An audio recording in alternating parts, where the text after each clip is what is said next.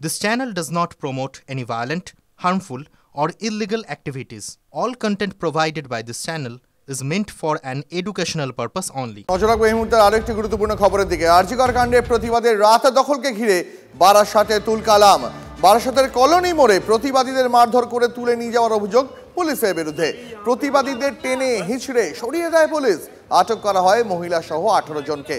UEM Jaipur is a perfect target for prospective students aspiring for good jobs, good education with future-ready skills.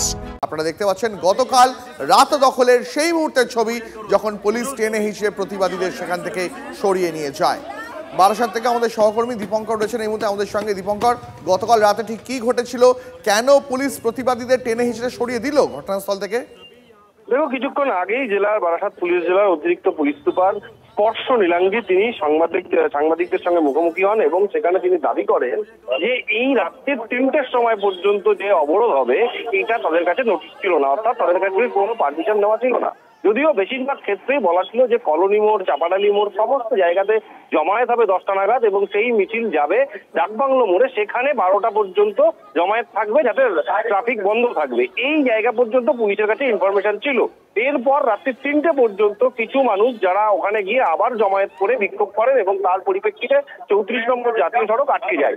এখান থেকেই কিন্তু বচসা শুরু হয়। পুলিশের দাবি, পুলিশের তরফ থেকে দফায় দফায় তাদের সঙ্গে কথা বলার চেষ্টা করা হয় এবং বেশ কিছু প্যারিসেবল গুডস অর্থাৎ পচনশীল জিনিস ছিল ট্রাকে, যে সমস্ত বিভিন্ন ডিস্ট্রিক্ট থেকে আসছিল, সেই সব ট্রাকের ড্রাইভাররা গিয়েও নাকি তাদের সঙ্গে কথা বলেন, কিন্তু তারা অনড় ছিলেন উঠতে। প্রসঙ্গত কিছুক্ষণ আগে আমরা এই আন্দোলনকারীদের সঙ্গে কথা বলি, তারা যেটা বলেন যে তারা শান্তিপূর্ণভাবে এই মিছিল করছিলেন, শান্তিপূর্ণভাবে এই বৈঠক চলছিল, তার মধ্যে আচমকা এরকম পুলিশ নাকি অসভ্য আচরণ করেছে, পুলিশ নাকি খারাপ কথা বলেছে, এই অভিযোগগুলো আন্দোলনকারীর তরফে রয়েছে। তার মানে দীপঙ্কর, একদিকে প্রতিবাদীদের দাবি আর অন্যদিকে পুলিশের পাল্টা দাবি। এই দাবি পাল্টা দাবিকে ঘিরে এই মুহূর্তে অন্তত তুলকালাম চলছে সেখানে, বুঝতে পেরেছি। অনেক ধন্যবাদ তোমাকে দীপঙ্কর। কয়েকজন পিছন থেকে পুলিশকে হেকল করতে আসলো, ওদেরকে ধরলে আবার অনেক লোক এসেছে। তো lady police was also there, যার সাথে মিসবিহেভ করেছেন এবং এটাও দেখা গেছে কি অনেক ইনটক্সিকেটেড কন্ডিশন ছিলেন। আমরা ওনাকে বেশি বুঝাতেও পারছিল না কি, because they were all in intoxicated state. তো যেরকম হয়েছে কি যারা মিসবিহেভ করছিলেন, পুলিশকে হেকল করছিলেন, লেডি পুলিশ সাথে মিসবিহেভ করছিলেন, ওদেরকে পুলিশ ডিটেন করেছে। টোটাল 18 লোক ডিটেন হয়েছেন। পুজোর অনুদান বেড়েছে কিন্তু খরচের বিষয় সঠিকভাবে অডিট হচ্ছে না। পুজো অনুদান মামলায় দ্রুত শুনানি চেয়ে প্রধান বিচারপতির দৃষ্টি আকর্ষণ। ডিটেল জানাবেন আমাদের প্রতিনিধি শ্রাবন্তী শাহ। শ্রাবন্তী, দেখো, পুজোর অনুদান বেড়েছে কিন্তু খরচের বিষয় অর্থাৎ প্রত্যেক পুজো কমিটি কিভাবে কোন কোন খাতে খরচা করছেন সেটা অডিট হচ্ছে না।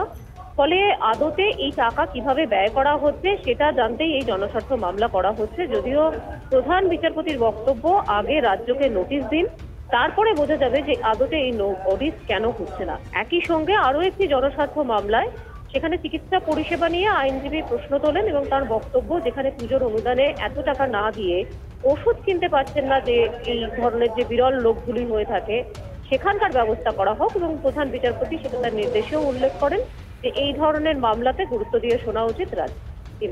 ধন্যবাদ শ্রাবন্তী।